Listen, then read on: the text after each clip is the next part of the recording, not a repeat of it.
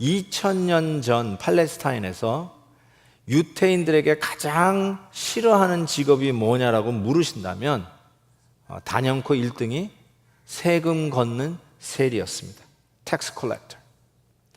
왜냐하면 당시 로마의 정권에 필요한 돈을 거두어서 그 로마 압제 속에 있었던 그 유대인들이 그 돈을 로마 정부에 바치는 것이, 그것도 같은 동족이, 이런 말을 해서 죄송하지만 같은 동족의 등을 쳐서 그 고혈의 세금을 뜯어내서 로마 정부에 바치는 그것이 너무너무나 싫었던 것입니다. 옛날에 이런 세리라고 하는 직업을 어떻게 해서 갖게 됐냐면요, 이 로마 제국이 한 구역을 정해서 이 구역에서 얼마의 세금을 거둘 수 있느냐 하고 비링을 하라고 그랬어요. 그러면 나는 얼마를 걷겠다 하고 서로 비링을 하면 누구에게 줬겠어요? 가장 많은 세금을 걷겠다고 하는 자에게 그 직업을 준 거예요. 그러면 그 직업을 드디어 얻게 된 세리는 약속한 세금을 진짜 뜯어내야 되니까 내야 하는 인두세, 재산세 이런 거는 내야 되는데 있지도 않는 세금들을 막 만들어내는 거예요. 멀쩡하게 걸어다니는 길을 막아가지고 통관료, 통근세를 내지를 않나, 바퀴 숫자대로 또 세금을 물게 하지 않나. 그러니까 그 정해진 세금을 내고 또 자기는 자기 나름대로 또 챙겨야 될 거 아니에요. 그러니까 얼마나 많이 세금을 걷어냈는지 모르겠습니다. 그러니까 너무너무나 그런 세리라고 하는 사람들 보면 아주 혐오했던 것이죠. 유대인들에게 이 세리라는 직업을 더 싫어하게 된 이유는, 실은 유대인들은 자기가 사는 그 땅은 하나님이 주신 땅 아닙니까? 그래서 20세기에 들어와서 자기 땅, 지금의 그 이스라엘 땅을 찾기 위해서 6.1 전쟁, 7.1 전쟁을 한 이유도 하나님이 주신 땅을 자기네들이 회복하겠다고 하는 의미로 치루어진 전쟁 아닙니까? 그런데 이 세금을 로마 제국에다가 바치면서 하나님이 주신 땅을 빼앗긴 것을 상기시키니까 더 괴로워 죽는 거였어요. 그래서 이 세리를 너무너무나 싫어했다는 것입니다. 이런 사회적인 배경을 두고 오늘 예수님께서 세리, 이 직업을 가진 레위를 부르시는 것은 상당히 혁명적인 일이었다라고 할 수 있습니다. 더불어 그와 같은 무리들과 사회에서 죄인이라고, 가장 혐오스러운 직업인이라고 낙인 찍힌 그들과 더불어 먹는 이 모습은 우리 식으로 얘기하면 그냥 밥 한 끼 먹자 하는 그릇 수준이 아니라 한 통속이라는 뜻이에요. 한 패거리라는 뜻이에요. 그 사회에서 죄인이라고 낙인 찍은 자들과 한편이라고 하는 의미를 가진 식사를 같이 한다는 것은, 이거는 정말 있을 수 없는 일이라는 것이죠. 자, 이런 상황 속에서 예수님께서 레위를 부르십니다. 보니까 바닷가를 거닐었다고 했는데 이 바닷가는 지중해 바닷가가 아니라 갈릴리 호수를 이야기합니다.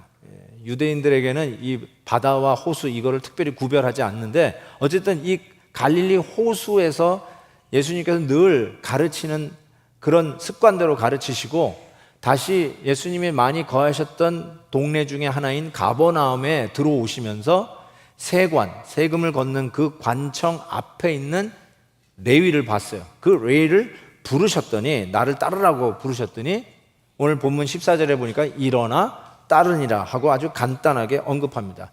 이 사건을, 똑같은 사건을 누가복음에서는 이렇게 표현합니다. 예수께서 나가사 레위라 하는 세리가 세관에 앉아 있는 것을 보시고 나를 따르라 하시니 그가 모든 것을 버리고 일어나 따르니라. 그러니까 이 일어나 따랐던 것이 잠시 갔다 올 테니까 우리 가게 좀 봐줘, 이런 차원으로 따라간 게 아니라 다시는 돌아오지 않을 요양으로 단호한 결단을 하고 예수님을 쫓았다라고 하는 뜻입니다. 이 단호한 결단, 제 설교 마무리할 때 우리가 그 단호한 결단을 할 기회를 드리도록 하겠습니다. 정말로 레위가 예수님을 쫓아가는 제자가 된다는 것은 믿겨지지 않는 일입니다. 어떻게 이런 일이 일어났을까 싶습니다. 이 세상에 그 누구도 환영하지 않았던 자가 레위였는데 그런 자를 예수님이 찾으신 것입니다. 모든 사람들이 생각하기에 저 레위 같은 사람은 천벌을 받아도 마땅하다라고 했는데 예수님께서 그를 찾아 받아들이신 것입니다. 여기가 이 모습이 바로 예수님의 그 사역의 특징, 트레이드 마크라고 할 수 있습니다. 예수님은 흠 없는 자, 완벽한 자를 찾는 분이 아니십니다. 오히려 상처받는 자, 실패한 자, 낙오한 자, 낙방한 자, 사회에서 완전히 실패한 인생이라고 낙인 찍힌 자들을 찾으시는 분이 바로 우리 예수님이십니다. 실은 하나님께서 우리와 같이 흠이 많은 자들을 찾으시고 오늘도 하나님은 우리를 만들어 가신다고 저는 믿습니다. 그래서 성경 에베소서 2장에는 우리는, 저와 여러분은 그가 만드신 바라, 영어로 보면 We are His workmanship, 다른 영어 표현으로는 His masterpiece, 걸작품이라는 것입니다. 이렇게 흠 많은, 믿음도 없는 우리들을 하나님께서 저렇게 빚어 가신다는 것이에요. 혹시 오늘 오신 분들 중에 나 같은 사람도 하나님이 맞아 주실까? 나같이 흠 많고 실패하고 그 누구에도 나의 이 아픈 과거를 드러내고 싶지 않은 나같이 흠 많은 사람도 우리 하나님이 나를 받으시고 사랑해 주실까라고 하는 의심을 갖는 분이 계시다면 제가 이 시간에 분명히 답을 드릴 수 있습니다. 우리 하나님은 그 흠 많은 인생을 사랑하시고 받아주십니다. 그리고 우리를 빚어 가실 것을 믿습니다. 제가 좋아하는 그림이 바로 이 공사 중이라고 하는 이 그림입니다. Under construction. 여러분, 저희 모두는 이거를 팻말을 목에다 걸고 다녀야 된다고 생각해요. 하나님이 지금 나를 빚고 계시는 거예요. 지금 짓고 계시는 거예요. 그래서 under construction, 지금 공사 중이에요. 우리는 완벽한 자는 아니지만 흠 많은 우리 인생을 우리 하나님이 찾아오셔서 우리를 지금 지어가고 계세요. 빚어가고 계세요. 공사 중이에요. 그래서 우리는 지금 현재 공사 중입니다 라는 이 팻말을 목에 걸고 다녀야 할 흠 많은 인생인 것을 우리가 깨닫습니다.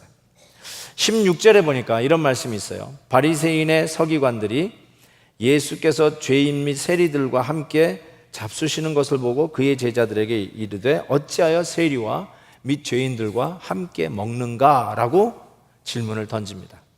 이 바리새인이라고 하는 좀 낯선 단어가 나올지 모르겠는데요, 이 바리새인은 어떤 특정 그룹을 칭하는 단어입니다.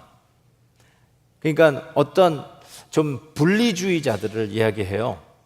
자기하고 다른 사람하고 절대로 섞이지 않습니다. 별담고 타협해가지고 통폐합하지 않고 자기의 자기됨을 아주 그냥 선을 분명히 긋고 자기의 자기됨을 지키는 분리주의라고 얘기할 수 있어요. 이 바리새파는 절대로 합당하지 않습니다. 자기의 그냥 고집대로 자기의 선을 지키는 자가 바리새인이라고 할 수 있을 거예요. 그래서 이 혹이라도 자기를 오해하면 안 되니까 같이 밥을 먹는 것, 나하고 틀린 사람하고 이렇게 혹이라도 섞이는 것을 굉장히 주의하고 특별히 밥 먹는 것은 절대로 같이 하지 않습니다. 그것이 바리새인이라고 할 수 있습니다.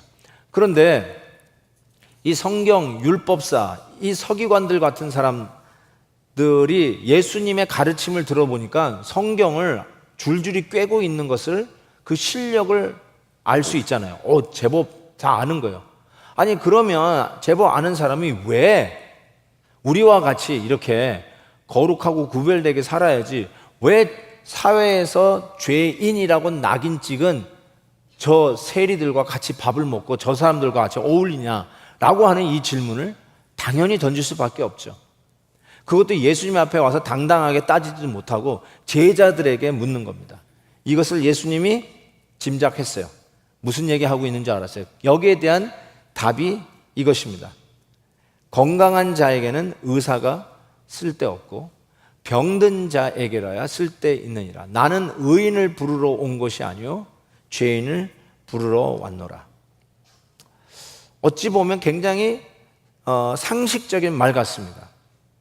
우리라도 이런 말 할 수 있을 것 같아요. 저라도 이런 말 할 수 있을 것 같아요. 그런데 참 꼼꼼히 이 말씀을 짚어보면 많은 것을 생각하게 하고 정말 자성하게 하는 말씀이 틀림이 없습니다. 환자는요, 의사가 필요합니다. 아픈 자는 건강한 자의 도움이 필요합니다. 문제는 명의가, 이 굿 닥터가 환자 앞에 와 있는데 이 환자가 명의를 몰라보는 것입니다. 아니, 명의를 몰라보는 정도가 아니라 자기 자신이 환자인 것도 모르는 것입니다. 이게 얼마나 심각한 문제인지 모릅니다. 자기가 아픈데 지금 몸이 고장났는데 아픈 줄 모르고 환자인 줄 모르는 아주 티피컬한 전형적인 병이 있습니다. 그게 나병입니다. 미스터 한센 병입니다.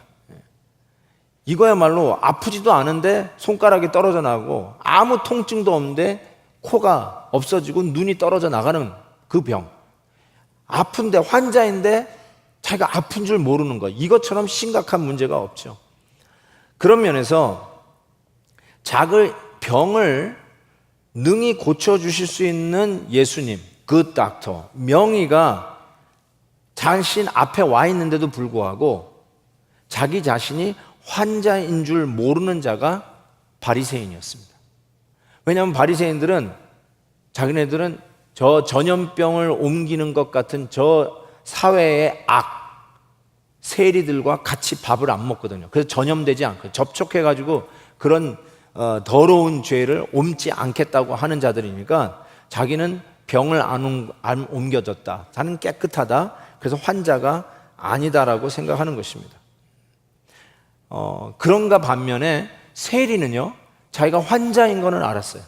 왜냐하면 모든 주위의 사람들이 환자라고 지적하니까, 죄인이라고 지적질하니까 자기가 환자라는 건 알았어요. 그럼에도 불구하고 그 안에 그래 내가 환자다, 내가 죄인이다.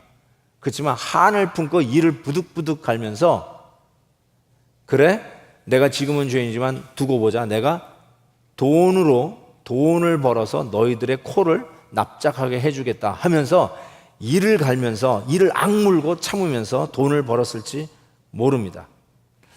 그런데 말이죠, 예수님을 만났는데 예수님은 바리새인 같지 않은 거예요. 바리새인들보다 더 훨씬 의로웠던 그 예수님은 자기네들과 같이 밥을 먹는 거예요. 자기네들을 그대로 받아주고 자기네들과 친구가 되어주는 것입니다. 정말 자기네들의 아픔을 아파해주고 케어하는 것을 느끼는 거예요. 여러분, 바리새인은 자기가 환자인지 몰랐어요. 이게 가장 치명적인데, 또 한편으로는 신종 바리새인이라고 우리 가운데도 그런 분이 있을 수 있다고 저는 생각하는데, 자기가 환자인 거를 알아요. 왜냐하면 증세가 나타나요. 병적 증세가 나타나요. 그런데 그 얘기를 솔직하게 남에게 이야기하지 않는 바리새인이요. 용기 있게 자기는 환자라고 자기 자신을 밝히는 일을 할 수 없는 바리새인들이 있다라고 생각합니다. 남들이 보기에도 내가 남들에게 부족하다고 손 벌릴 일이 있나, 사회적으로 또 인정받고 그리고 공로 있는 사람이라고, 착한 사람이라고 인정받는 사람이죠. 사회의 문제거리인 그런 종류의 사람들을 보면 내가 저런 사람 같지 않음을 감사합니다. 신문에 나는 그 청소년들의 비행 사건들을 보면서 야, 그래도 우리 아들은 우리 딸은 저렇게 않아서 그냥 감사하다. 이 정도 수준으로 살아가는 바리새인들 말입니다. 그럼에도 불구하고 왠지 남들은 부러워할 것 같은 인생을 살면서도 허전한 구석을 느껴요. 나는 외로운 사람이라는 걸 느끼는 거예요. 가정적으로 봐도요, 야, 참 좋은 가문이시다. 와, 그 사람의 남편을 봤더니 와, 너무너무 부러워. 오유, 그 사람의 부인을 봤더니 와, 너무너무 예뻐. 야, 정말 부러울 게 없겠다. 자식을 보니까 진짜 잘 키웠네. 와, 너무너무 좋아. 그러면서 옆에서 사람들이 당신 성공했네, 너무 부러워, 많은 얘기를 듣지만 속으로 이러는 거죠. 네가 내 남편하고 살아봤냐? 네가 내 부인하고 일주일만 살아봐. 그 말을 하나 보자. 이런 말이 막 나오는 거예요. 그러면서 뭘 느껴요? 남들은 부러워하고 남들은 더 이상 바랄 게 없겠다라고 하는 인생을 살고 있음에도 불구하고 내 안에는 외로움이 있는 것이죠. 채워지지 않는 부분이 있는 것이에요. 그래서 이 환자된 이 부분을 남에게 얘기하지 못하고 그냥 속으로 끙끙거리고 있는 신종 바리새인들. 명의는 알아보지 못하지만 내 안에 이 외로움이라고 하는 병적 증세가 있다는 것을 아는 바리새인들은 참 많다라고 저는 생각해요. 근데 여러분, 이 증세를 예수님 명의 되시는 예수님이 고치러 오셨다라고 말씀하는 거 아니에요. 건강한 사람에게 무슨 의사가 필요해요? 그런데 바로 나는 의인을 부르러 온 게 아니라 죄인을 부르러 왔다. 그래서 세리와 함께 먹고 세리를 받아들이고 세리에게 찾아가시는 예수님이 나오는 거 아닙니까? 여러분, 예수님이 어떻게 이거를 치료하실까요? 이 병 증세의 근원이 무엇인가? 성경은 이렇게 단적으로 얘기합니다. 그게 바로 죄입니다. 죄. 내가 누구를 죽이거나 누구를 사기쳤기 때문에 죄가 아니라, 죄인이 아니라 우리는 태어날 때부터 죄라고 하는 인자, DNA, 죄라고 하는 인자를 가지고 태어났어요. 여러분 보시면 알잖아요. 여러분이 그냥 건전하게 교육받아서 양심껏 산다고 하지만 실은 여러분이 아시잖아요. 여러분의 속에 지나가는 생각을 이 베델교회 화면에다가 쫙 흘러가는 대로 비춘다면 누가 여기에서 얼굴 두고 있을까요? 참 부끄러운 것이 많고 참 속에 있는 그 코어 핵심부터 이기적일 수밖에 없는 나 자신을 알잖아요. 우리는 알잖아요. 그게 죄예요. 그래서 죄인이기 때문에 죄를 지을 수밖에 없는, 정말 그래서 다 남들이 생각에는 가진 것 같고 누리는 것 같지만 허전하고 외로울 수밖에 없는 이 죄의 증세들. 예수님께서 이 죄의 문제를 해결하시기 위해서 바로 지난 성금요일 굿 프라이데이 때 저와 여러분의 죄를 걸머지고 십자가 지신 것이죠. 여러분, 성경은 이렇게 얘기합니다. 죄 값은 사망이라. 100불짜리를 살려면 100불을 지불해야 살 수 있습니다. 죄를 해결하시려면 죄의 값을 지불해야 해결할 수 있어요. 죄의 값은 성경에서 죽음, 사망, death라고 했어요. 고로 예수님께서 그 죄값을 완불하시기 위해서 6월절에 어린 양으로 오신 예수님께서 저와 여러분의 죄를 대신 담당하여 십자가에서 죽으심으로 저와 여러분의 죄값, 죽음을 완불하셨습니다. 누구든지 이것을 믿는 자는 구원을 얻을 것이며 바로 이 죄라고 하는 이 증세, 환자된 이 증세를 넉넉히 고칠 수 있습니다. 한 가지 여러분에게 나누고 싶은 거는 십자가를 믿는다는 것이 디즈니랜드 들어가는 티켓을 어떻게 공짜로 얻었다라든지 어느 저녁 식사를 먹을 수 있는 티켓을 하나 얻었다든지 그런 식으로 생각하면 좀 곤란합니다. 여러분들에게 이 죄 가격을 완불하시기 위해서 치르신 예수 그리스도의 십자가와 그 고난과 죽음은 어마어마한 희생이라는 것을 기억하셔야 됩니다. 그 자체로서 엄청난 사랑을 받았다는 것이 그냥 부인할 수 없이 다가오는 것이죠. 제가 최근에 읽은 한 기사인데요. 아주 유명했던 크리스찬 송 라이터 혹은 싱어, CCM 가수인데 박종호 씨예요. 아마 이분은 워낙 유명한 분이고 한국 크리스찬 컨템포러리 뮤직 CCM의 1세대의 아주 전성기 때 우리 최덕신, 송정미, 손영진, 다윗과 요나단 이런 분들 1세대를 구가할 때 최고로 정말 스타 자리에서 한국의 파바로티라고 하는 별명을 가질 정도로 정말 유명했던 분이시죠. 그래서 이분 콘서트도 많이 하고 교회에서 리사이틀도 많이 하고 제가 옛날 섬겼던 교회에 이분을 초청해가지고 그런 교회에서 콘서트도 한 적이 있습니다. 근데 이분이 성격이 좀 특이해요. 아시는 분은 아시겠지만 좀 특이해요. 그래서 한 번 모시고 다시는 안 모셨습니다.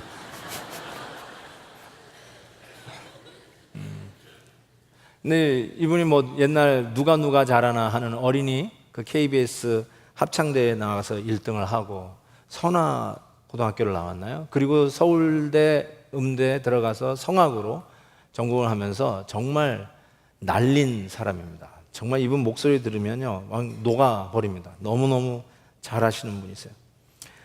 그런데 이분이 그래요. 자기는 이제 대학교 때 예수를 믿기 시작했는데 거듭나지 않았대요.